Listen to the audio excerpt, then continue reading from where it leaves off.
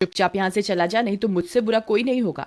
अरे सुमन, तुम गुस्सा क्यों होती हो? तुम मुझे बहुत अच्छी लगती हो। मैं तुमसे शादी करना चाहता हूँ। मुझसे शादी के सपने छोड़ और निकल यहाँ से। बड़ा आया शादी करने वाला। फिर इतना बोलकर सुमन गुस्से में वहां से चली जाती है। तभी बाबूलाल का दोस्त वहां से गुजर रहा होता है। अरे बाबू भाई, ये सुमन तुमसे क्या कह रही थी? कुछ नहीं भाई, अपने प्यार का इजहार कर रही थी। लेकिन भाई उसके हाव भाव से तो कुछ और ही लग रहा था। बाबू भाई मेरी बात मानो तो तुम इससे दूर ही रहा करो। गांव वाले बोलते हैं इस सुमन के ऊपर चुड़ैल का साया है। ये रात को अकेले वीराने में घूमती है। कुछ लोगों ने तो इसके उल्टे पैर तक देखे हैं। तुम्हें पता है ना, उल्टे पैर चुड़ैल की निशानी होते हैं। चल बेवकूफ, तेरा दिमाग खराब हो गया है जो इतनी सुंदर लड़की को चुड़ैल बोल रहा है। सुमन कोई चुड़ैल वुड़ैल नहीं है, मैं तो इसी से शादी करूंगा। फिर इतना बोलकर वह अपने घर की ओर चल देता है।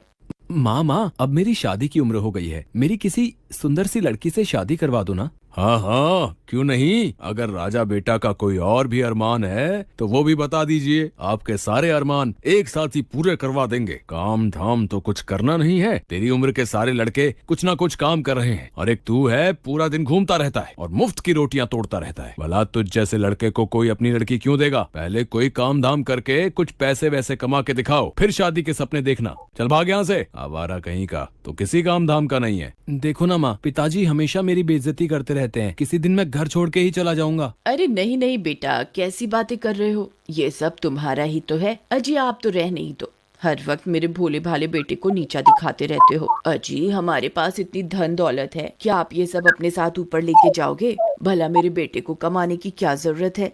माँ, मुझे सुमन बहुत पसंद है। तुम उसके घर मेरा रिश्ता लेकर जाओ ना। ठीक है, मैं कल ही सुमन के माता पिता से तुम्हारे रिश्ते की बात करने जाऊंगी। फिर अगले दिन बाबूलाल की माँ सुमन के घर रिश्ता लेकर जाती है और उन्हें अपने पैसों का रुबाब दिखाती है। देखिए बहन जी, आप बहुत अमीर लोग हैं और हम गरीब। मेरे पास आपको देने के लिए कुछ भी नहीं है। तुम्हारी किस्मत बहुत अच्छी है जो तुम्हारी लड़की की शादी मेरे बेटे से हो रही है। बस तुम सुमन की शादी मेरे बेटे से करवा दो, मुझे तुमसे कुछ नहीं चाहिए। इतना बोलकर वह वापस अपने घर की ओर चल देती है।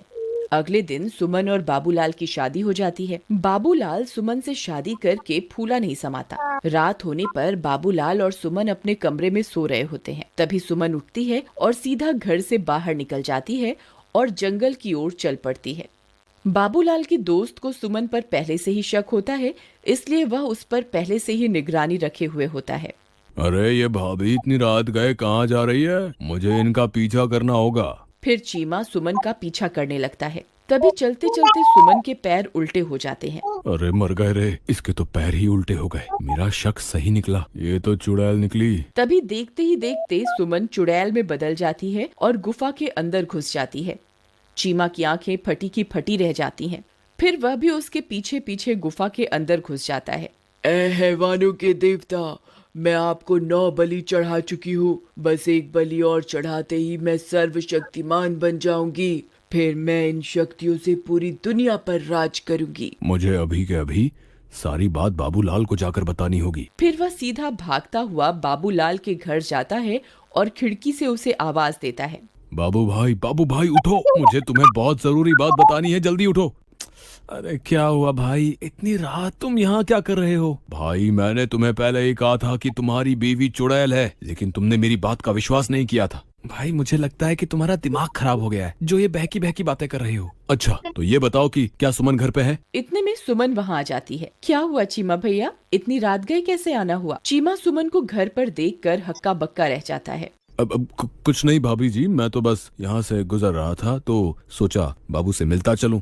अच्छा अब मैं चलता हूँ। इतना बोलकर चीमा वहाँ से दुम दबा के भाग जाता है। अजी क्या हुआ, ये आपका दोस्त आपसे क्या कह रहा था? कुछ नहीं, बस ऐसी ही बेकार की बातें कर रहा था। चलो अब तुम सो जाओ, रात बहुत हो गई है। फिर सुबह होने पर वह सेठानी गुस्से से लाल हो जाती है क्योंकि सुमन अभी तक सो रही होती है।